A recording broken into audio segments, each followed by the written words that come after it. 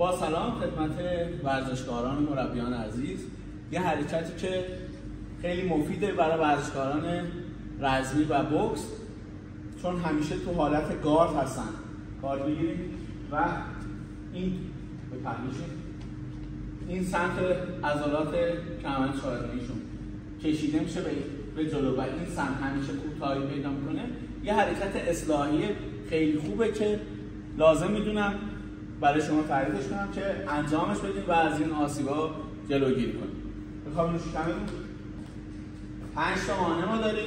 بچه‌ها دستشو باز میکنه، مرحله 1 نگه میداره، 2 استل وسط میگیره، از زمین میاره بالا، سرش رو خمسا میگیره، سر گردنش رو به گردنش فشار نه، مجدد میذاره زمین، همین مسیر رو برمیگرده. 1 2 اوکی.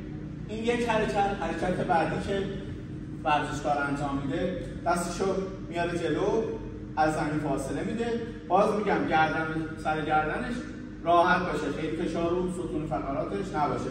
از کتف استفاده کنه، دستشو میاره عقب، انجام بدیم. به زمین تماس پیدا نمیکنه دستش. اوکی.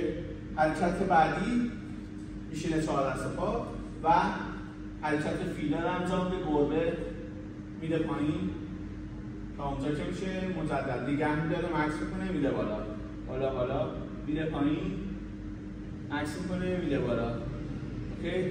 حرکت بعدی با همین وضعیت که نشسته، با پشت دستش به دست وسط ستون فقراتشو میگیریم این سمت، با دستش ضربه میزنه. اوکی. حرکت بعدی میاد یه استپ یا یه باکس یه جلو دو زانو میشینه، ورزشکارمون سالم شد متعالم شه بذاره یک کم عقب‌تر که کمرش صاف بشه، با دستاش توی خط قرار بگیره. اینو مدت زمان 15 تا 30 ثانیه نگه میداره. اوکی. این حرکت رو بعد از جمع کردن شروع تمرین یا پایان تمرین هر هفته میتونید انجامش بدید.